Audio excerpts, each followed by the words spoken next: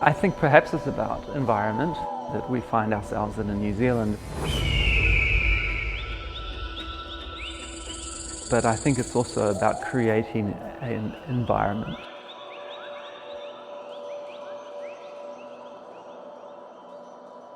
It's not just architecture. It's not just structural engineering. It's not just landscaping.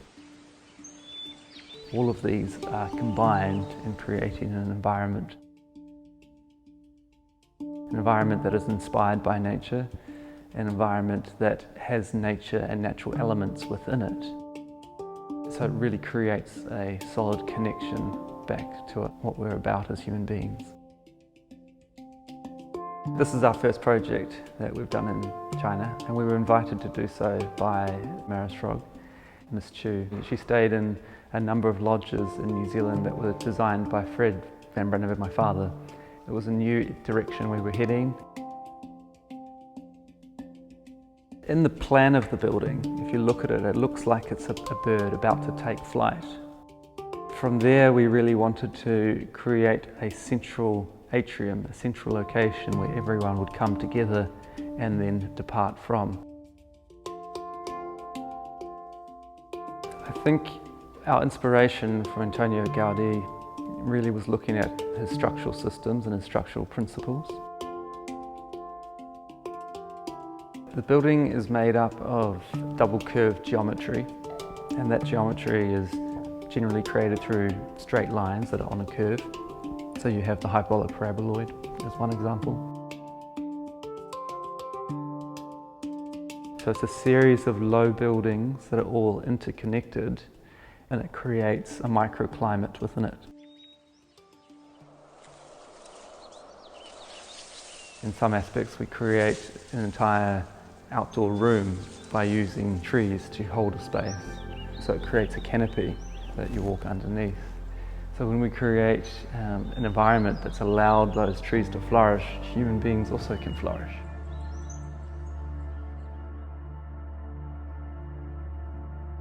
For us, the response that we've created here is very much linked to those two things, location and context.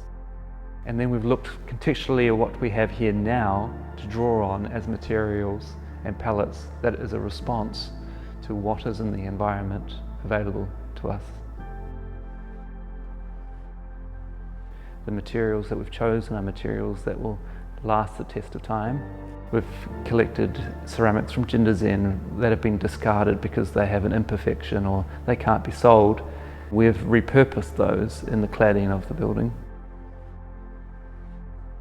And we've gone to Yangfu and collected marble offcuts from when marble's been processed. And we've brought that back to site, and we've created a composition with all of these materials within the design of the building.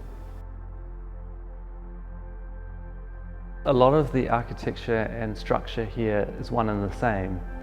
In some it's a hybrid between steel and concrete.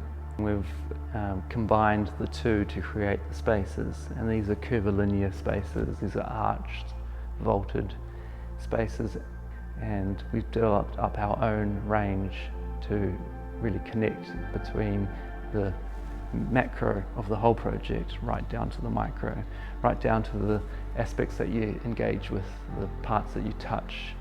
So that application has taken place in many different ways.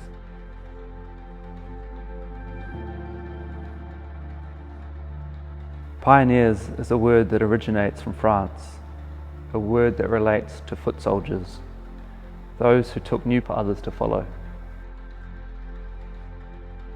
In the country that I come from, New Zealand, the indigenous Maori have a saying: the footsteps laid by our ancestors create the paving stones upon which we stand today.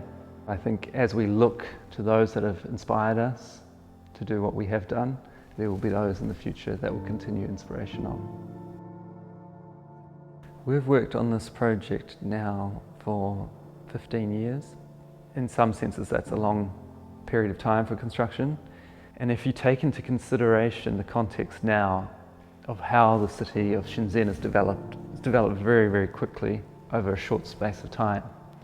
But if you look further back from that, if you consider where we are now as just a very short space of time over a millennia,